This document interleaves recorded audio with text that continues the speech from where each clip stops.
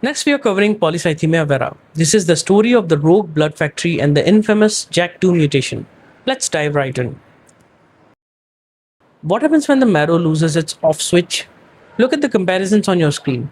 First, we have aplastic anemia, which equals silence. This is profound bone marrow failure, a desolate, fatty cavity with a complete absence of hematopoiesis and no cell production, a cellular wasteland. Next is normal marrow, which is regulated. This is balanced hematopoiesis, representing controlled production and release of all blood cell lines within physiological limits. It is orderly and functional. But then we have polycythemia vera. This is autonomous, explosive, and unstoppable. It is the unchecked explosive overproduction of red blood cells. You get a hypercellular marrow with a massive erythroid expansion, overwhelming normal regulatory mechanisms. It is a completely runaway proliferative state. Let's meet our patient. This is the clinical presentation of Suresh, a 55-year-old male. Read his symptoms with me. He presents with severe throbbing headaches and blurry vision. However, his chief complaint is aquagenic pruritus. He tells you he gets intense itching the exact moment he steps out of a hot shower, but there is no rash.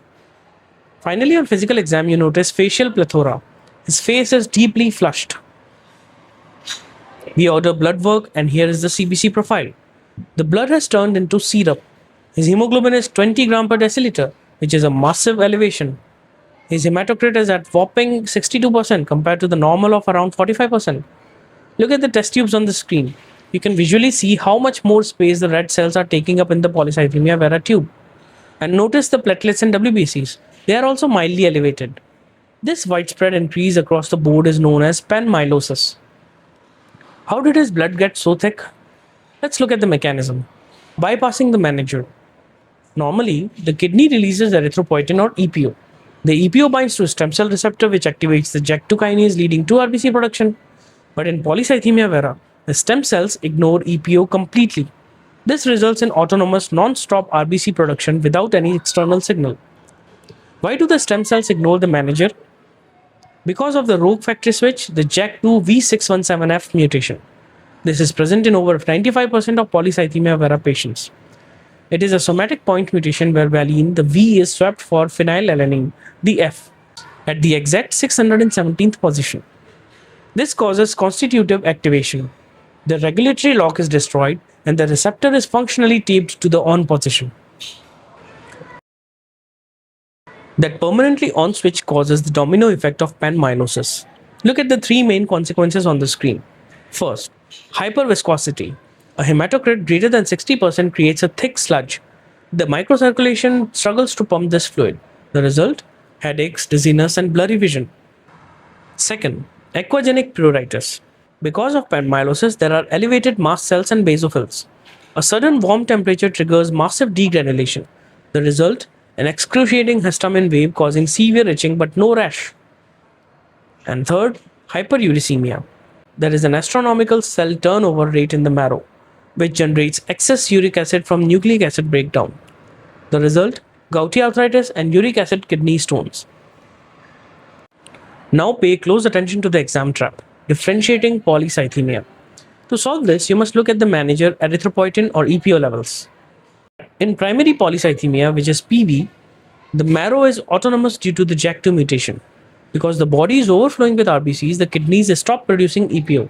Therefore, EPO level is extremely low. In secondary polycythemia, the marrow is innocent and just taking orders.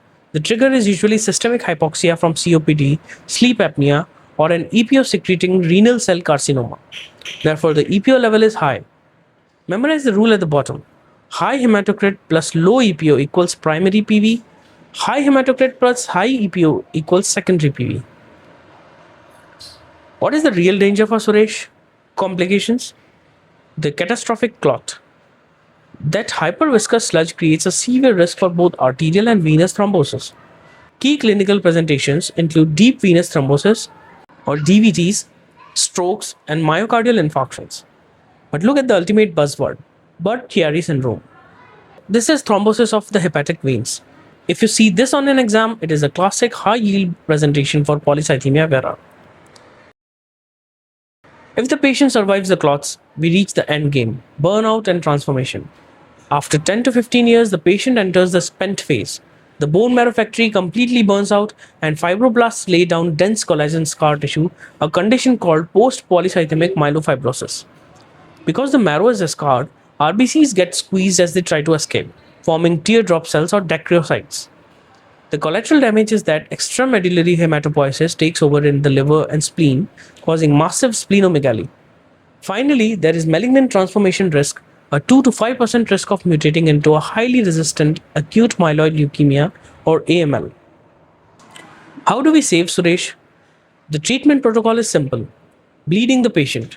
The primary intervention is phlebotomy or venesection. We literally drain his blood to drop the hematocrit below 45%. The strategy behind this is brilliant. By removing blood, we intentionally induce a mild iron deficiency. We take away the raw materials to apply a natural break to the runaway factory. For high risk patients, we can also use pharmacotherapy like cytoreductive agents such as hydroxyurea or targeted JAK2 inhibitors like ruxolitinib. And with that, the bone marrow crises are conquered. Look at the board. We have covered the bloated giants of megaloblastic anemia, the ghost town of aplastic anemia, the targeted strike of pure red cell aplasia, and the runaway engine of polycythemia vera. Our factory tour is complete. Next up, the perfectly manufactured cells enter the battlefield. Get ready for the hemolytic Hunger Games.